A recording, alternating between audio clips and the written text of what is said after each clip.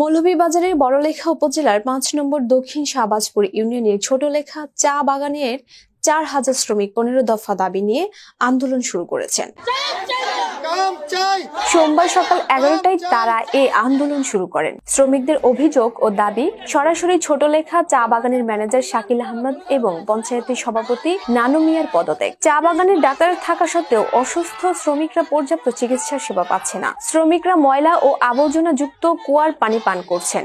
বাগানে কোনো স্কুল না থাকায় শ্রমিকদের ছেলেমেয়েরা প্রায় ৩ কিলোমিটার হেঁটে উপজাতি স্কুলে যেতে বাধ্য হচ্ছে। শ্রমিকরা দীর্ঘদিন ধরে ভাঙা ঘরে মানবেতর জীবনযাপন করছেন। এই ১৫ দফা দাবি নিয়ে প্রতিবাদ করায় বাগান কর্তৃপক্ষ অনির্দিষ্টকালের জন্য চা বাগানের কার্যক্রম বন্ধ করে দিয়েছে। এর ফলে শ্রমিকরা কর্মহীন হয়ে পড়েছেন, যা তাদের ও তাদের পরিবারের জীবিকার উপর সরাসরি আঘাত হানছে এবং চরম অনিশ্চয়তা তৈরি করছে। এদিকে জুরিবেলি সভাপতি কমল ব্যানার্জি এই পরিস্থিতিকে খুব দুঃখজনক বলে অভিহিত করেছেন। তিনি দ্রুত সমাধানের জন্য আলোচনার কথা বলেছেন। ছোটলেখা চা বাগানের ম্যানেজার শাকিল আহমেদের সাথে একাধিকবার যোগাযোগের চেষ্টা করা হলেও তার মোবাইল ফোনটি বন্ধ পাওয়া যায়। আমাদের একটাই দাবি ছিল যে উনাকে আমরা চাই না, এই ম্যানেজার আমরা চাই না, আর এই সভাপতি আমরা চাইতেছি। এই দুইটা দাবিই ম্যানেজারের কাছে আমরা তুলে দিয়েছি। দাবি হইল 2025-এর জুলাই মাসের 20 তারিখ থেকে 19 তারিখ থেকে আজ 20 তারিখ পর্যন্ত কিসের আন্দোলন।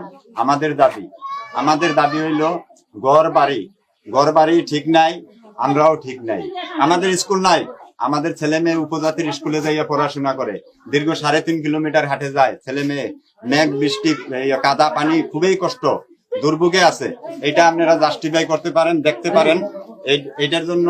এরপরে আমার বাগানের ভিতরে 2-3 জন লোক মারা গেছে বিনা চিকিৎসায়, কোনো একটা হাসপাতাল নাই, কোনো একটা নার্স নাই। দুঃখের বিষয় হয়েছে একটি বেটি মহিলার যদি কোনো সময় মনে করেন উরাতের মধ্যে একটা বিষপুরি জন্ম নিয়েছে, এটাই তো ডাক্তারকে উল্টাইয়া দেখাইবার কোনো নাই, ওরকম একটা নাচও নাই।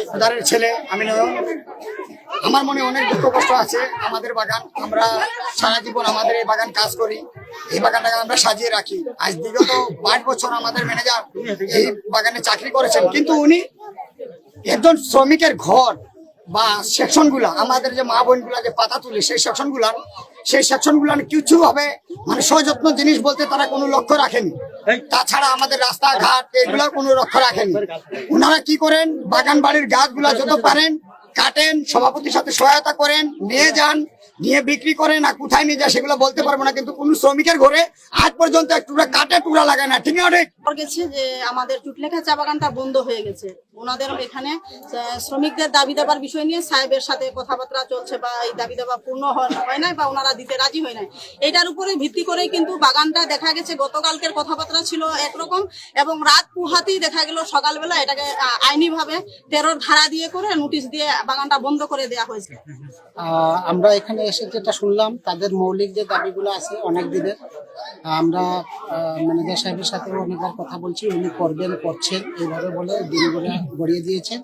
তো আমি চাই যে তাদের দাবির সাথে তাদের যে মৌলিক দাবিগুলো আছে মৌলিক দাবিগুলো আদায় হোক, এবং বাগানটা যাতে অতি সত্বর খোলা হোক। না হলে বাগানটা খোলা যদি না হয় তাহলে এই শ্রমিকরা অনেক না খেয়ে থাকতে হবে।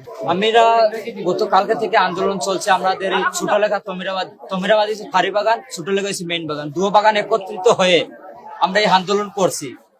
আগামী কালকে থেকে আজ পর্যন্ত আন্দোলন হয়েছে। আমরা তো কালকে জিওম আসছে আমাদের বাগানে, আসার পরে আমরা বলছি সাহেব এই বাগানে থাকবে না, কারণ আমাদের সাহেবের সভাপতি অনেক কষ্ট দিছে, শ্রমিকদের অনেক কষ্ট দিছে। কষ্ট যখন সীমার বাইরে হয়ে গেছে, আমাদের কষ্ট রাখার আর জায়গা নাই। সেই জন্য আমরা এই মিছিল ডাকছি, আন্দোলন করছি যে আমরা কষ্ট সহ্য করতে পারছি না, আমরা এই নতুন সবকিছু নতুন করতে যাই। সাহেবও সভাপতিও আমাদের বাগান থেকে চলে যাক, আমরা নতুন কিছু করার জন্য আমরা যেটা যুবক আছি।